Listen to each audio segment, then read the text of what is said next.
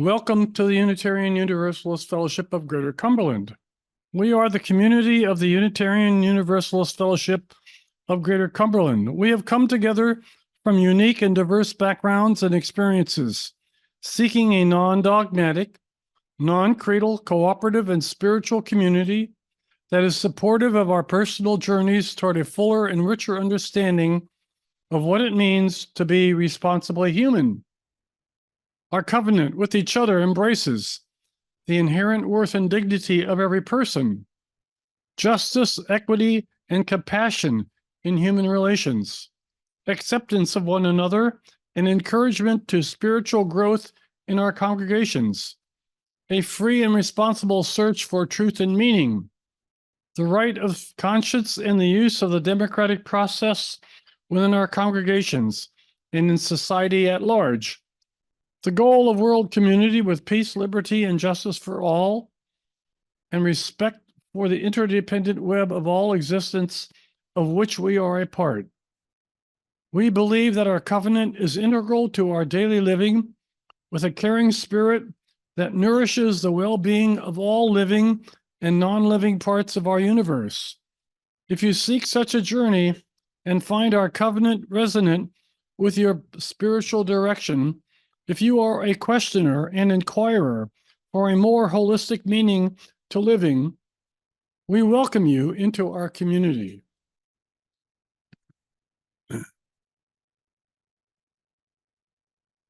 And now I turn it over to JD for the opening words. Good morning. It's great to be here. Given what appears to be a serious challenge to the American, is this on? Is it working? I just need to be shorter. So, yeah, not for long, probably. We're facing what looks to me like a serious challenge to the American constitutional system. So I'm going to let two of the founders of that system open our service this morning. George Washington, quote, "Promote then as an object of primary importance institutions for the general diffusion of knowledge.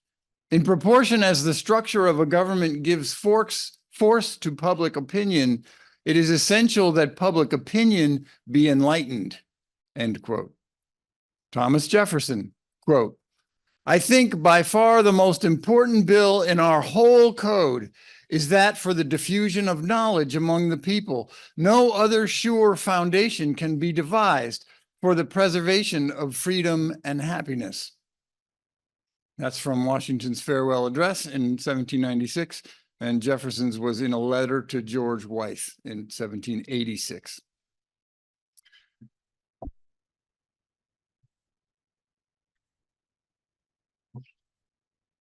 Each Sunday morning, we ignite a flame of truth that burns through all lies and misdirections, leaving, hopefully, the pure light of what is known. The chalice contains our faith that even as confusion tumbles us in falsehood and sometimes deceit, the flame of truth abides at the center, rising as we seek it.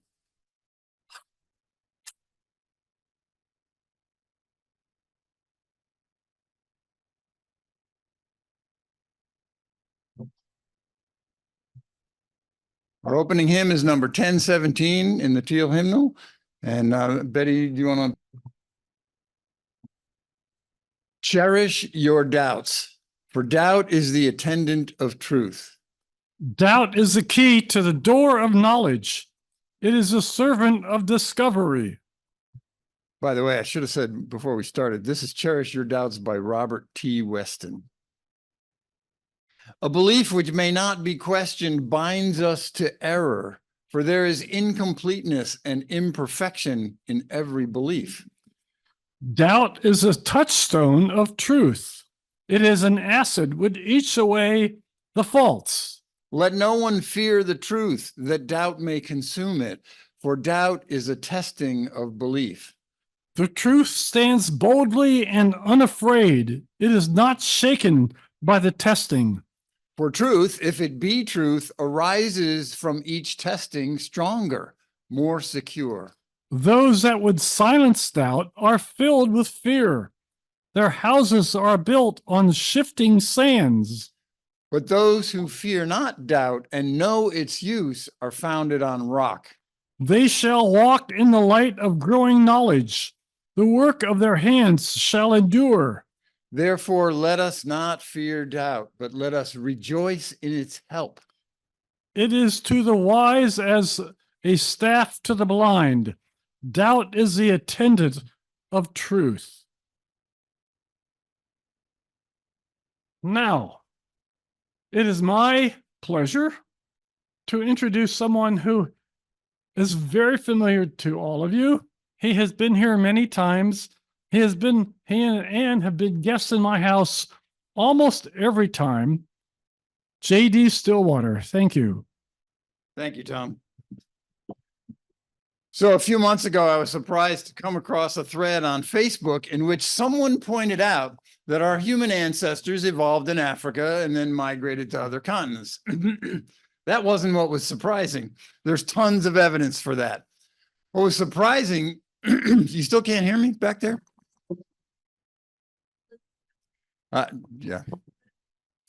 What was surprising was the many others who responded to this post by shouting in all caps that the out of Africa theory had been totally debunked.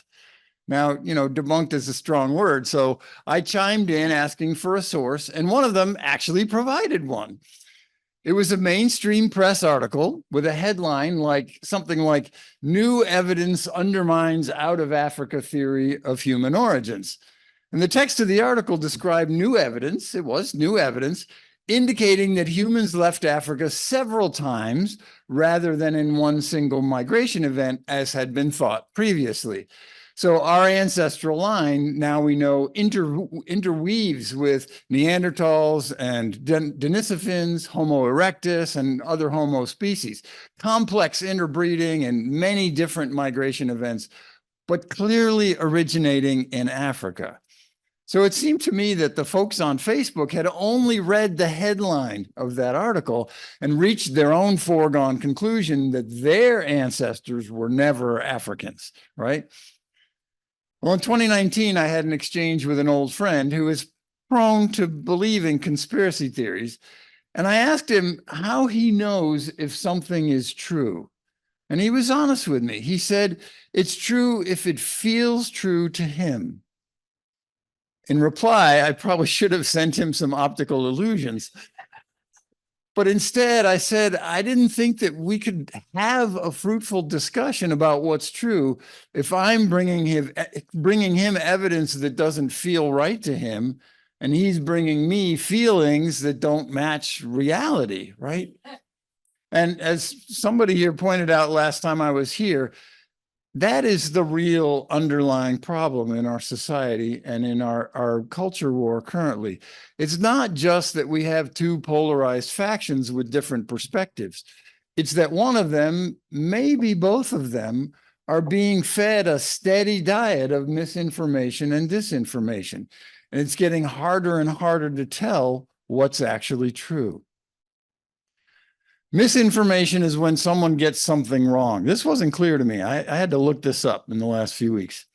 So the people who thought that out of Africa theory had been debunked, they were peddling misinformation.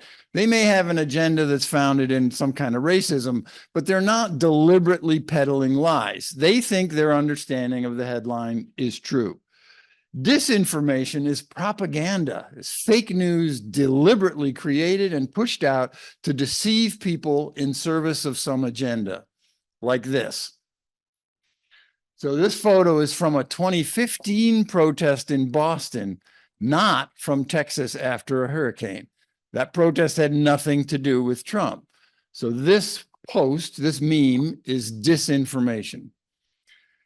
Both types of bad information are promoted by clickbait, a clickbait media landscape that rewards sensationalism. And this problem is not new. It didn't come with social media. William Randolph Hearst made a fortune in what was then called yellow journalism. right? And some historians claim that Hearst's yellow journalism was responsible for causing the Spanish-American War in 1898. And that year, an editorial in the New York Press, itself a journal for newspaper editors, said, quote, "The public is becoming heartily sick of fake news and fake extras. Some of the newspapers in this town have printed so many lying dispatches that people are beginning to mistrust any statement they make," end quote. Sounds familiar, doesn't it? Well, epistemology to the rescue. What the heck is epistemology besides some obscure SAT word that maybe you memorized and forgot a while ago? Humans are prone to bias. We believe all kinds of things that aren't true. We have mental habits that lead us astray, and many of them seem to be built into our evolved human nature. A couple of examples. Just call out the answer in unison. The sun is up all day. What is up all night? Oh, you are suspicious, cynical people. What was the answer you thought you might? What was the first thing that came to mind? The moon, right? But you have all probably seen this, right? Here's another closer view of it. I took both of these photos in the daytime. The moon is in the daytime sky exactly half of the time. It's only up at night the other half of the time. All right. I can see that you are all really on your guard. So you may do better on this one. How many senses do we have?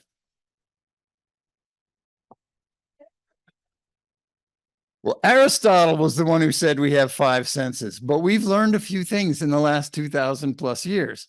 So sense of balance, sense of time. Did I miss a slide? There's Aristotle. Sense of time, temperature, pain, nausea, itch, need for a restroom. How do we sense these things? Not with the 5 that Aristotle listed. We have somewhere between 10 and 40 senses, depending on how you categorize them. Weird but true, there are taste buds in your anus and your ears. I will stop there. But if you want to know about all your senses, Wikipedia has a pretty good article that I actually helped craft. We know that a long list of biases, like specific kinds of bias, are built into the human operating system. It just is. Confirmation bias, implicit bias, hindsight bias, the status quo bias, the Dunning-Kruger effect. The list is long, too long, much too long to cover in a sermon. So here's a graphic that lists 180 of these specific kinds of bias that we are all prone to. And the list of theories about why we have these tendencies is nearly as long. So I'll leave that for you to explore. And I hope you will. I think learning about my inborn biases and fallacies is a spiritual practice, as much as honesty and integrity are a spiritual practice. I want to minimize how I instinctively distort reality for myself and for those that I influence.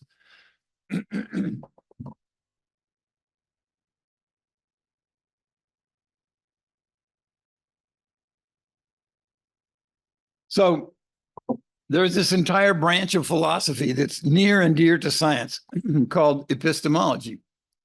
And it's the study of knowledge, how we know what we know.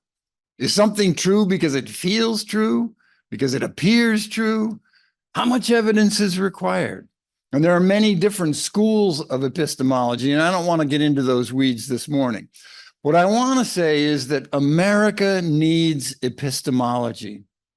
I think we need to pause our debates about what is true in order to reach a consensus about how we know and what constitutes adequate evidence for a claim.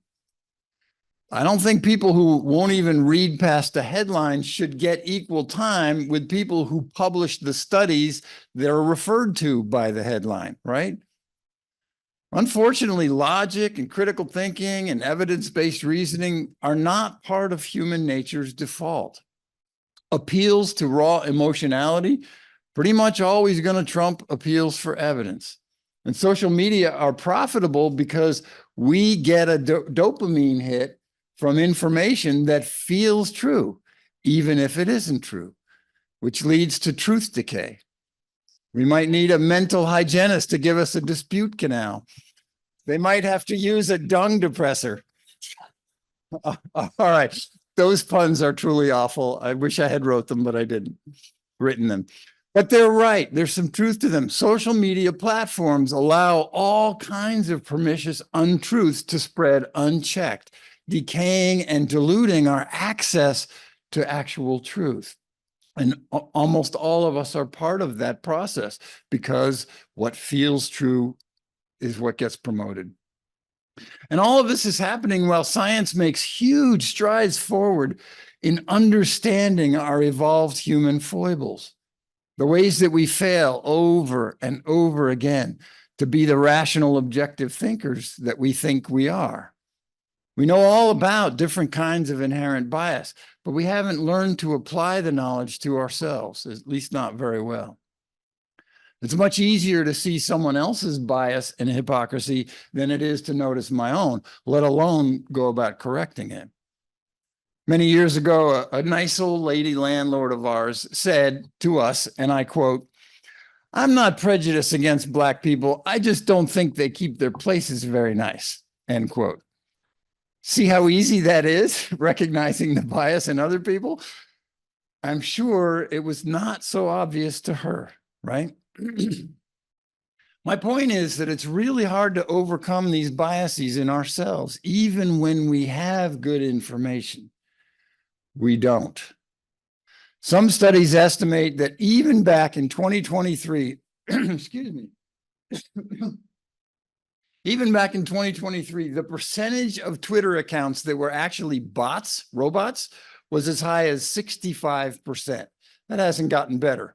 And we know that some of the most active bots on Twitter, now X, are controlled by Russian state actors. At the risk of ruining your Sunday morning, I want to offer an example that surprised me from the left. Remember when Donald Trump said there were fine people on both sides of that Charlottesville incident? And when he refused to condemn neo-Nazis and white nationalists? I see a lot of nods. I get most of my news from New York Times and National Public Radio, and I have heard that speech referred to repeatedly in the 7 years since then. And Chris Wallace brought it up again during last fall's debates.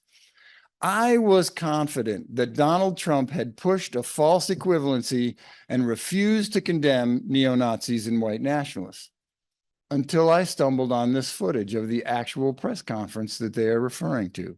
What does he say about neo-Nazis?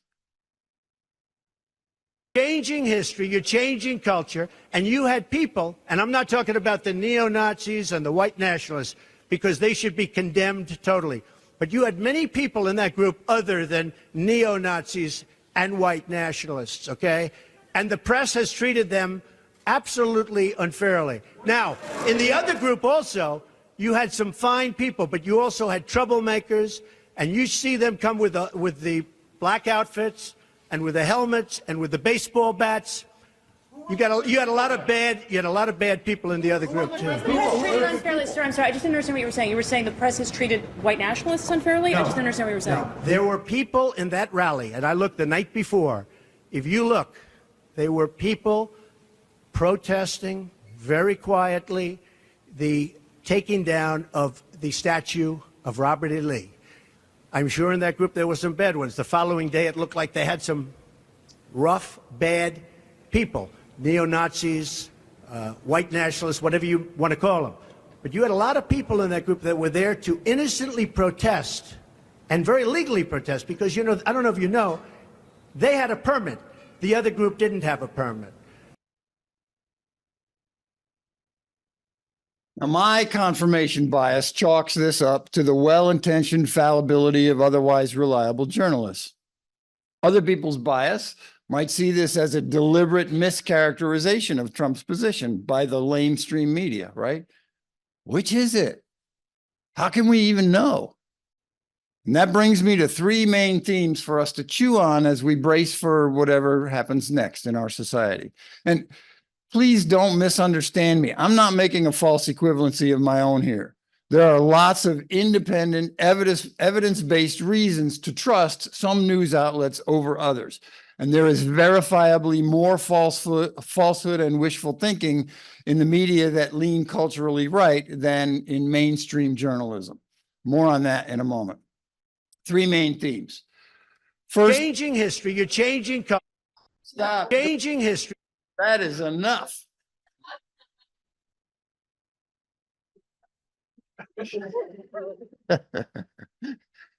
I sincerely hope I'm not changing history here. First theme, I think we need to pause the culture war long enough to have a conversation about epistemology.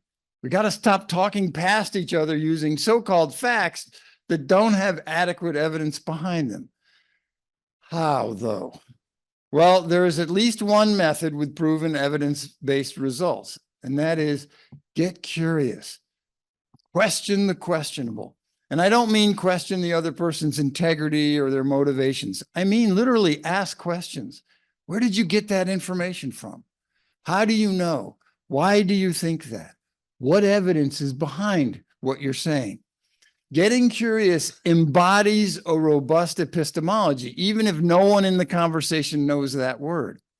By bringing your genuinely curious self to the conversation, you're intrinsically modeling a search for knowledge that's based on evidence. In turn, each of us should be able to cite our sources and to change our minds when we're presented with good evidence. It ain't easy, though. It takes effort to override those longstanding convictions and certainties that most of us harbor. How many senses do we have? It calls for some uncomfortable humility sometimes. So did Trump refer to neo-Nazis as fine people or not? Some things, second theme, some things we will never know. We have to enter the public debate ready and willing to admit that many aspects of life and history, even science and mathematics, are simply ambiguous at best. We just can't quite nail them down. So some humility is warranted here too. Third theme, none of us has time to track down every bit of information to its evidentiary sources. Sooner or later, we have to trust someone else's account of it. I'm willing to bet $5 to the fellowship's coffers that very few of you could make a convincing evidence-based case for a spherical Earth against a well-prepared flat earther. We trust our teachers and our experts. We have to. Is it enough to point out that 99% of climate scientists believe human activities cause global heating? Doesn't that percentage by itself constitute evidence for anthropogenic climate change? I don't think truth should be a popularity contest, but sometimes we don't have a whole lot of choice. Do I have to get a PhD in everything myself? My point is that in life, as in science, we're rarely talking about hard facts or certain certainties, but rather strong probabilities and margins of error. Am I absolutely certain that climate change is caused by burning fossil fuels? Actually, not quite. I'm more than 99% sure because I have read some of the original papers, but not 100%. I would bet a lot based on those more than 99% odds. I would happily pay more for gasoline and higher taxes based on that highly probable, but not quite 100%. So I want to offer 4 ways to decrease the odds of being wrong and to signal to others that epistemology matters to us. First one is take a media literacy class. Most libraries offer them, and there are lots of them online as well. It'll give you a better sense of how to tell whether what you're seeing is true or not. Snopes is still a thing. They're still going, still fact-checking, still searching out what can be known about any dubious claim. And when it's unclear, they say so. So we can use Snopes. The third way is a little less well-known. It's called ad fontes media. They take fact checking up a level, rating tens of thousands of individual articles and newscasts, web pages, podcasts, using teams of raters from all across the political spectrum. So politically balanced teams of raters rate each item for accuracy and bias, and then they plot it on this two-dimensional plane. But then they combine scores for hundreds of stories from each outlet into a single score for that outlet, right? So in this case, Fox News and NPR's websites, not their broadcasts, just the websites. Now, notice the pattern. This is the summary of all the different outlets. The more biased a news source is, the more right or left it is. So sorry, I said that backwards. The more biased it is, the less accurate it is. You know, who could even have imagined that this would be the case? Conversely, the more accurate and reliable the source is, the less biased it is generally. So most of the time, but not always, if I'm getting news from an outlet that's in that green box, I can trust that what I'm getting is probably reliable, even if it skews a bit left, as with NPR radio, or right, as with the Wall Street Journal. If you think there's more inaccuracy on the right than the left, the chart bears that out visually, or at least we can say that there are more biased and inaccurate outlets on the right than on the left, among those that have been evaluated by Ad Fontes's raters. So use it. The fourth way is really easy. Twitter, X, has something called community notes that Facebook and Instagram are rolling out now. They started, I think it was March 18th, rolling it out. And it looks like this, but you have to click on that little notice to see the context that is offered there. It's easy to miss. And this offered context has to include a source, and it only becomes visible when enough people click a button affirming that the context offered is helpful. So that should help, maybe a little bit. So use these resources, use Ad Fontes Media and Snopes and other fact-checking sources before you reshare or repost something that you find online. And when someone cites a source that's far off on one wing or the other, especially if it's in all capital letters, send them a link to Ad Fontes or to Snopes or some other source that gives context. Question the questionable with genuine curiosity. Read past the headlines. Try to have reliable sources for what you share. I want to close with a comment about critical thinking. I have said things that I now regret. I think it's a little too easy to decry America's deplorable critical thinking. I know that many of my neighbors and friends are thinking critically, using bad information from sources they trust, like family, friends, pastors, and whatever media they use.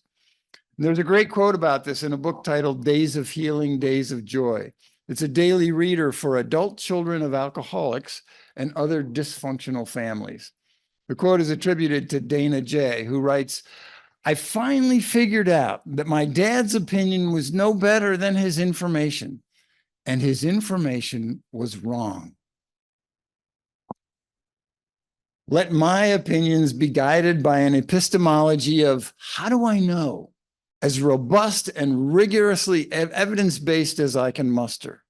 Let me question the questionable, especially in my own thinking and the information that informs it. And more than anything, I want to stay curious about the perspectives of others. And I want epistemological thinking to enrich and inform my spiritual practice of humility, integrity, and mutuality in myself and in my society." Amen, and may it be so.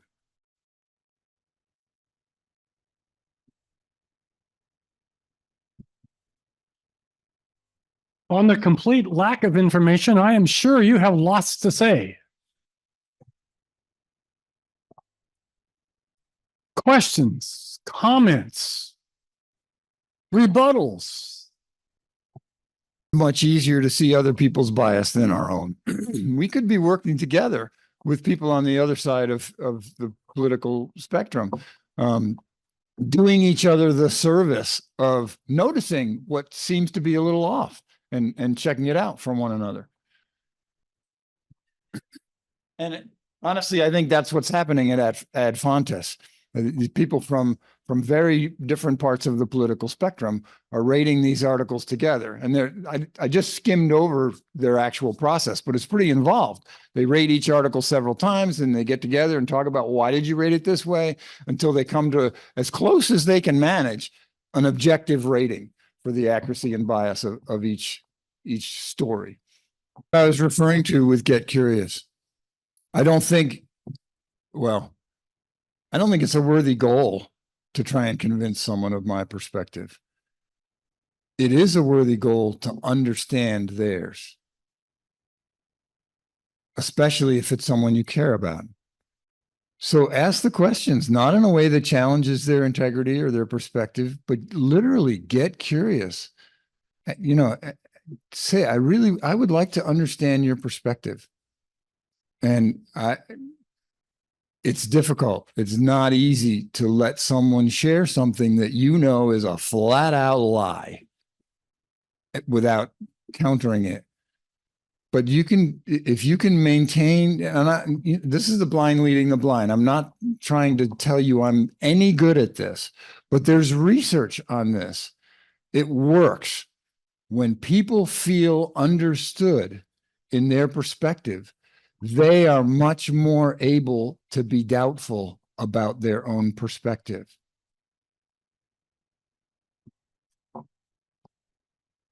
So help people do whatever you need to do to make or to allow for your friends who have a different perspective to feel like you really care about understanding who they are and where they're coming from. Let them be wrong. It's okay if they're wrong, but this is your friend. You care about them. You want to understand what's going on in their head. And if you can get to that, they will do a much better job of doubting their own perspective and looking for better evidence for it or against it. As we take this fire of commitment out to face our neighbors who occupy very different information landscapes, let us be diligent in our epistemological groundings, questioning every questionable statement, especially our own, asking that foundational epistemology question, how do I know? What is the basis for this? As we work towards an evidence-based world and conversation. And then with love and luck, our promise will find fulfillment and our future can begin. Go in peace, go in love, and go together.